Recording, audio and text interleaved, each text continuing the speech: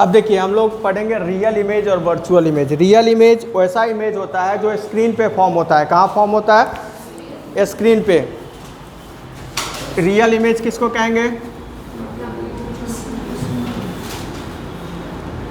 The image which will form on a screen, which will form on a screen, ठीक है, is called real image. उसको क्या कहते हैं? रियल इमेज कहते हैं, ठीक है। और वर्चुअल इमेज उसको कहते हैं the image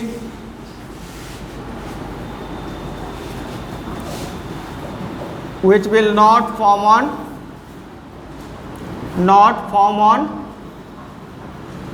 a screen is called virtual image. क्या कहते हैं उसको? Virtual image. तो बच्चा जो इमेज स्क्रीन पे फॉर्म होगा उसको क्या कहेंगे? रियल इमेज कहेंगे। जो इमेज स्क्रीन पे फॉर्म नहीं होगा उसको क्या कहेंगे? Virtual image. जैसे सपोज कीजिए कि ये कोई मिरर है। क्या है? मिरर है। जो आप अपने घर में जो मिरर देखते हैं तो आप मिरर से जितनी दूर इधर खड़े होते हैं, ठीक है, आप देखिएगा कि मिरर में भी उतनी ही दूर पे आपका इमेज बनता है ना। तो ये जो इमेज हो गया वर्चुअल इमेज हो गया। क्या हो गया? चूंकि क्या लग रहा है कि ये मिरर के पीछे बन रहा है, लेकिन अगर यही इमेज बच्चा यहाँ पे बनता, इस पोजीशन पे बनता, तो ये क्या हो जाता? रियल इमेज होता। क्या होता? तो जो इमेज स्क्रीन पे फॉर्म होगा वो क्या कहलाएगा? रियल इमेज कहलाएगा। और जो इमेज स्क्रीन पे फॉर्म नहीं होगा वो क्या कहलाएगा? वर्चुअल इमेज कहलाएगा। क्लियर? कोई दिक्कत यहाँ तक?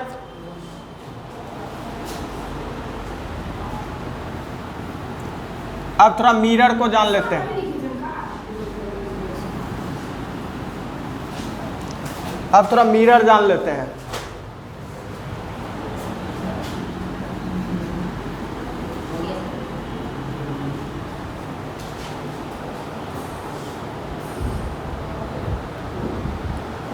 अब देखिए मिरर में दो तरह के मिरर होते हैं, एक प्लेन मिरर और एक स्फेरिकल मिरर। प्लेन मिरर और स्फेरिकल मिरर। अब स्फेरिकल मिरर के भी दो पार्ट्स होते हैं बच्चे, कनकेव मिरर और कॉन्वेक्स मिरर। कॉन्केव मिरर और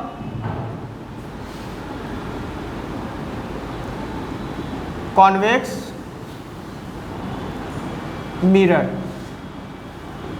ठीक है। प्लेन मिरर किसको कहेंगे? वैसा मिरर जिसका सरफेस क्या होगा? प्लेन होगा, स्मूथ होगा, ठीक है, उसको क्या कहेंगे? प्लेन मिरर कहेंगे। और स्फेरिकल मिरर क्या होंगे? जिनके सरफेस कर्व्ड होंगे। क्या होंगे? कर्व, ठीक है, मतलब जिसका सरफेस क्या होगा? टेढ़ा होगा। क्या होगा? स्फेयर का मतलब ये होता है स्फेरिकल। अब इसको जैसे ही हम बीच से स्प्लिट करेंगे बच्चा, तो एक मिरर ये हो जाएगा, एक मिरर ये होगा जिसको हम लोग कॉनकेव कहेंगे। क्या कहेंगे? कॉनकेव। और दूसरा मिरर ये होगा जिसको हम लोग क्या कहेंगे? कॉन्वेक्स कहेंगे। क्या कहेंगे? कॉन्वेक्स। समझ गए? चलिए इसको जरा समझते हैं आगे।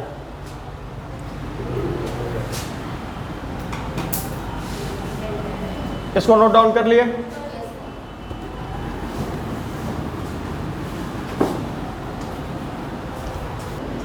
Of image formed by plane mirror। plane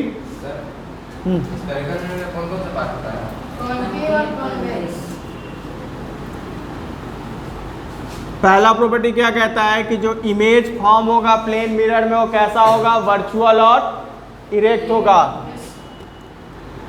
image formed by plane mirror is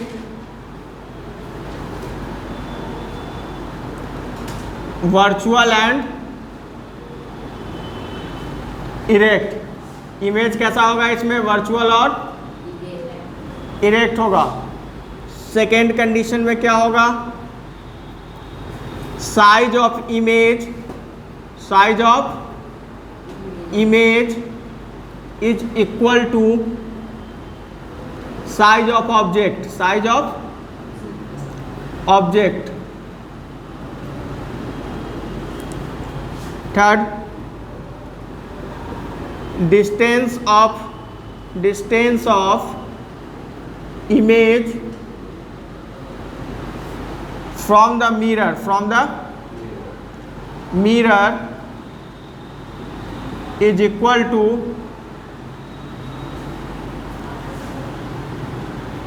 distance of object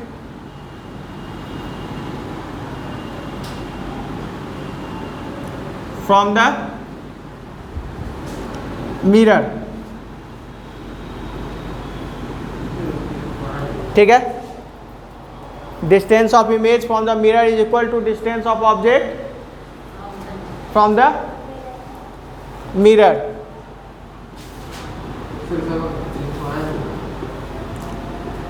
the image found by plane mirror is क्या होगा, mirror is laterally inverted।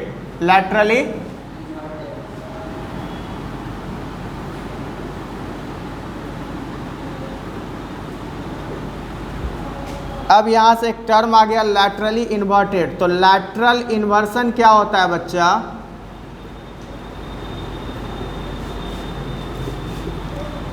कि अगर लेफ्ट हमारा राइट अपीयर हो रहा है, क्या हो रहा है, राइट अपीयर हो रहा है और राइट लेफ्ट अपीयर हो रहा है। ठीक है, तो it is the property of image in which left appears right and right appears left is called lateral inversion। इसको क्या कहते हैं, lateral inversion कहते हैं। जैसे अगर आप मिरर में देखिएगा, जो घर में मिरर है उसमें देखते हैं, तो जैसे आप अपना राइट हैंड उठाइएगा तो मिरर में क्या लगता है, लेफ्ट हैंड उठ रहा है, लगता है ना, और लेफ्ट हैंड उठाते हैं तो क्या लगता है कि राइट हैंड उठ रहा है। मतलब राइट हमारा जो होता है वो मिरर में लेफ्ट अपीयर होता है, और जो हमारा लेफ्ट होता है वो मिरर में राइट अपीयर होता है। ठीक है, तो इसी प्रॉपर्टी को हम लोग क्या कहते हैं, लैटरल इन्वर्सन कहते हैं। क्या कहते हैं, लैटरल इन्वर्सन। यहाँ तक कोई दिक्कत?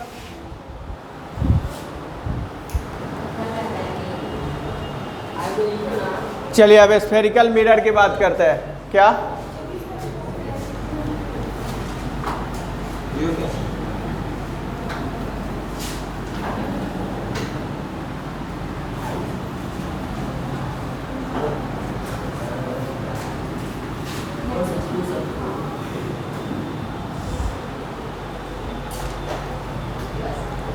अब देखिए स्फेरिकल में हम लोग क्या कहते हैं, कनकेव मिरर और convex mirror.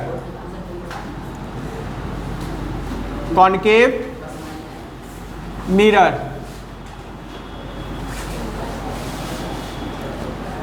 a mirror, yeah, it is a part of a spherical mirror, it is a part of a spherical mirror,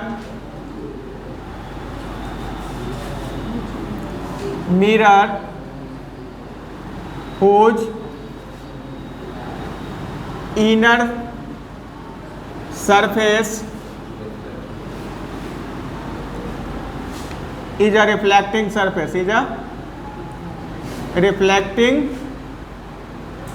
surface, उसका इनर सरफेस क्या होता है, रिफ्लेक्टिंग सरफेस होता है। ठीक है, जैसे ये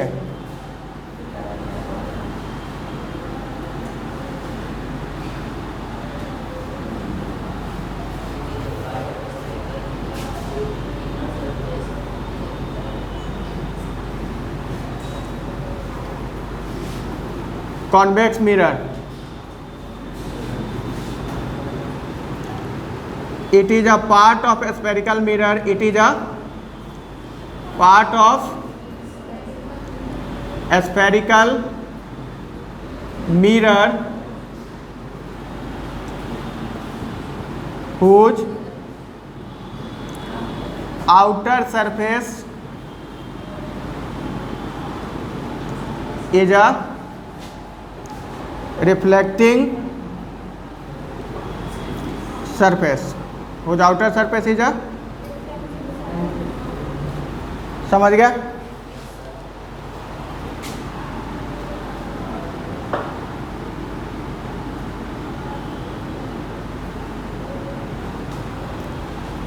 अब इसका रिफ्लेक्टिंग सरफेस कौन सा पार्ट है? ये है, क्या है?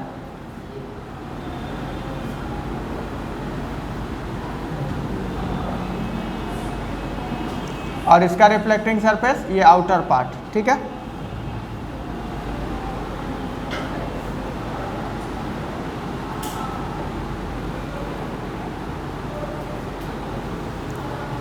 कोई दिक्कत?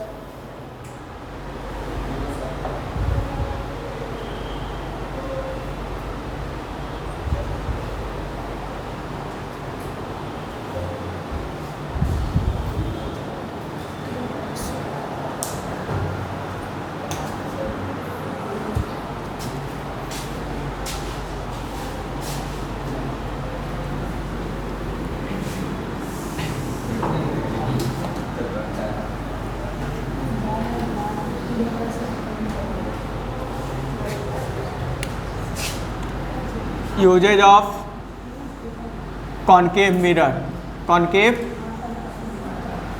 मिरर, ठीक है? Used as a headlight reflector in vehicles, ठीक है? Second, used as saving mirror,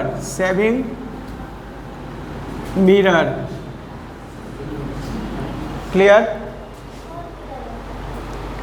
जो मिरर सेव करने के लिए यूज करते हैं, सलून में होता है ये, ठीक है?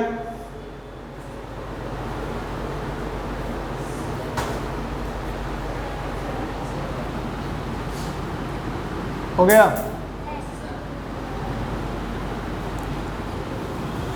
Usage of convex mirror, used as a rear view mirror, as a rear view mirror in vehicle. वो जो कार और बाइक में जो साइड में जो आईना देखते हैं ना, उसी को रियर व्यू मिरर कहते हैं। और सेकेंड जो है इसका बच्चा क्या कह सकते हैं? It is used as anti theft mirror, anti theft mirror in shopping malls,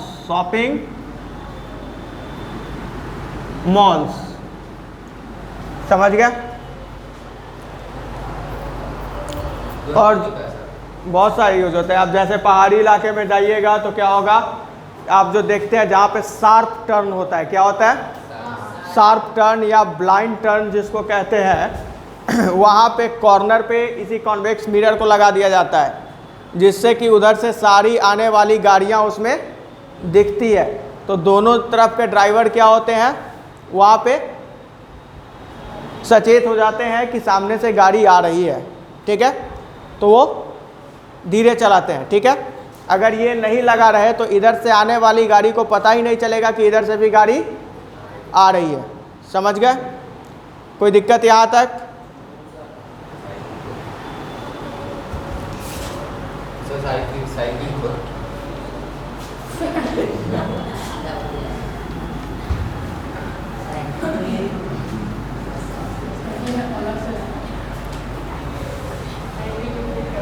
चलिए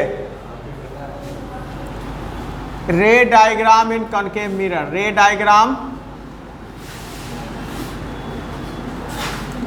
इन कॉनकेव मिरर। पहला condition, when a ray of light parallel to principal axis, parallel to principal axis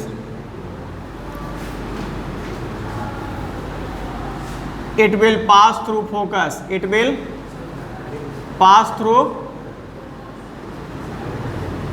focus। कहां से पास करेगा? फोकस से।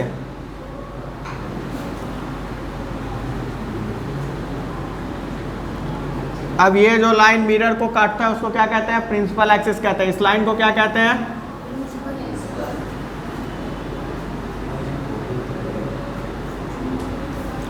ये जो जिस point पे मिरर को काटता है उस पॉइंट को क्या कहते हैं? पोल।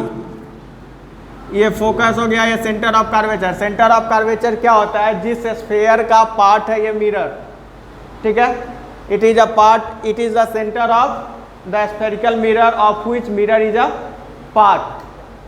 स्फीयर से ही ना काट के निकाले कनकेव को, तो उस स्फीयर का सेंटर ही सेंटर। अब देखिए कोई भी रे ऑफ लाइट अगर इस प्रिंसिपल एक्सिस के पैरेलल जाएगा, क्या? पैरेलल, तो हमेशा रिफ्लेक्शन के बाद बच्चा फोकस से ही गुजरेगा। कहां से गुजरेगा? ठीक है। सेकेंड कंडीशन में कहता है कि when a ray of light passes through focus, passes through focus,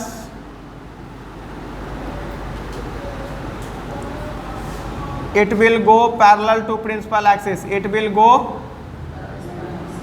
parallel to principal axis, principal, जैसे ये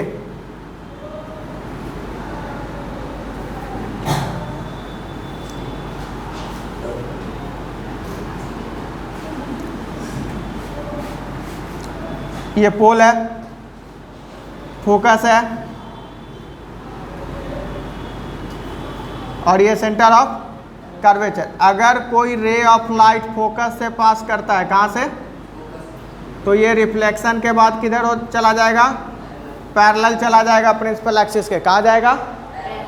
पैरेलल चला जाएगा। इसको नोट कर लीजिए। थर्ड कंडीशन क्या है बच्चा?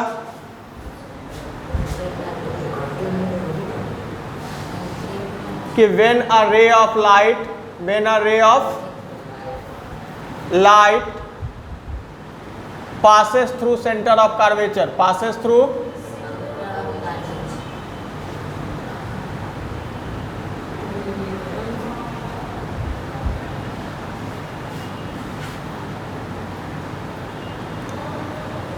it will return back on its original path, it will return back on its original path, अपने ही पाथ पे क्या होगा? वो रिटर्न हो जाएगा। जैसे देखिए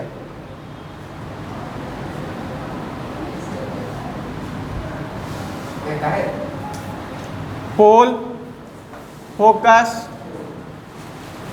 और सेंटर ऑफ कर्वेचर। अगर कोई रे of light centre of curvature से पास कर रही है तो ये इसी पाथ पे क्या होगी?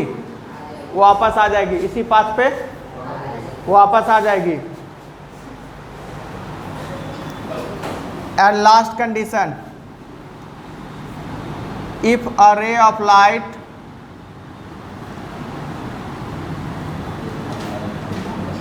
इंसिडेंट ऑन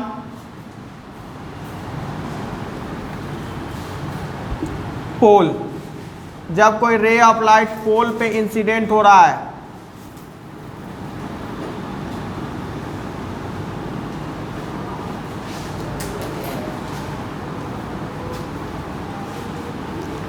तो ऐसे कंडीशन में बच्चा ये लाइट रेगुलर रिफ्लेक्शन को शो करेगा। किसको? अब रिफ्लेक्शन टर्म आ गया। रिफ्लेक्शन तो अभी हम लोग पढ़े नहीं है। रिफ्लेक्शन जानते हैं क्या होता है? जब भी कोई रे ऑफ लाइट किसी एक मीडियम से कहीं से रिफ्लेक्ट होके जब वापस उसी मीडियम में बैक चली जाती है तो उसी प्रोसेस को क्या कहते हैं? रिफ्लेक्शन कहते हैं। नोट कर लिए इसको, इधर का दोनों नोट हो गया आपका, ठीक है।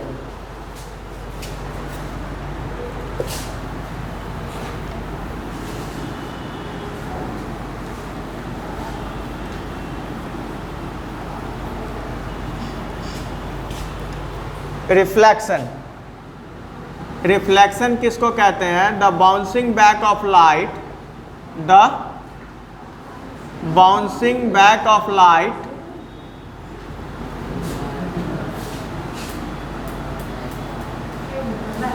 Is called reflection. क्या कहते हैं उसको? रिफ्लेक्शन। जैसे देखिए कि किसी सरफेस पे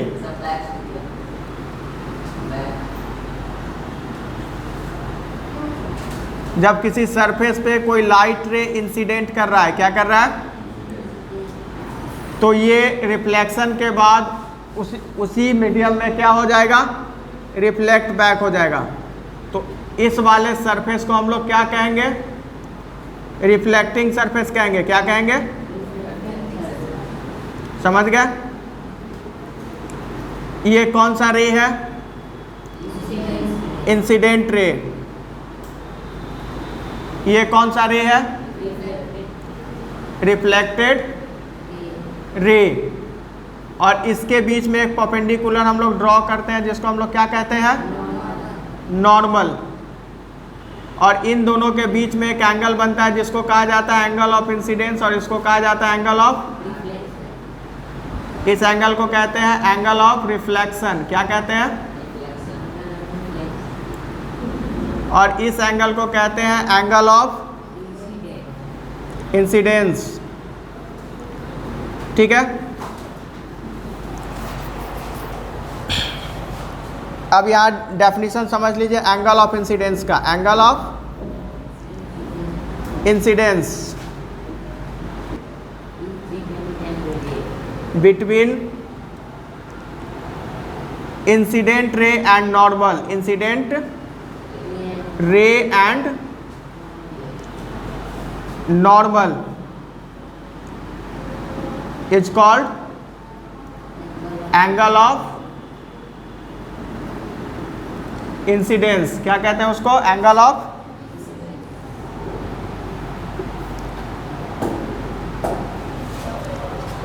और एंगल ऑफ रिफ्लेक्शन किसको कहते हैं?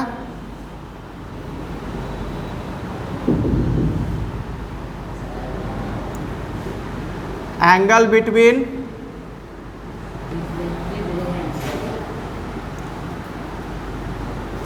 रिफ्लेक्टेड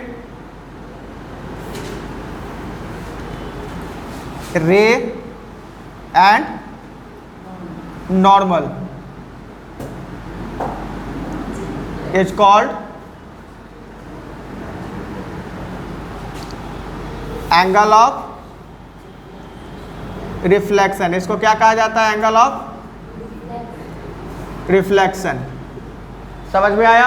जो इंसिडेंट रे और नॉर्मल के बीच एंगल बनेगा उसको क्या कहेंगे? एंगल ऑफ इंसिडेंस कहेंगे। जो रिफ्लेक्टेड रे और नॉर्मल के बीच एंगल बनेगा उसको क्या कहेंगे? एंगल ऑफ रिफ्लेक्शन कहेंगे।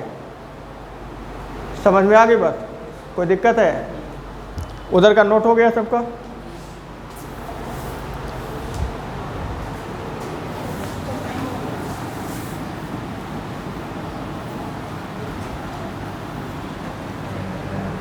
अब last point, laws of reflection. क्या? Laws of reflection. तो पहला लॉ कहता है बच्चा इसका कि incident ray, reflected ray and normal तीनों एक ही पॉइंट पे मिलेगा। तीनों कि incident ray, reflected ray and normal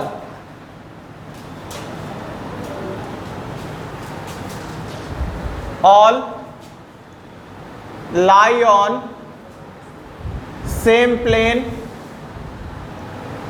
and on same point, and on same point, ठीक है। और सेकेंड कंडीशन कहता है कि एंगल ऑफ इंसिडेंस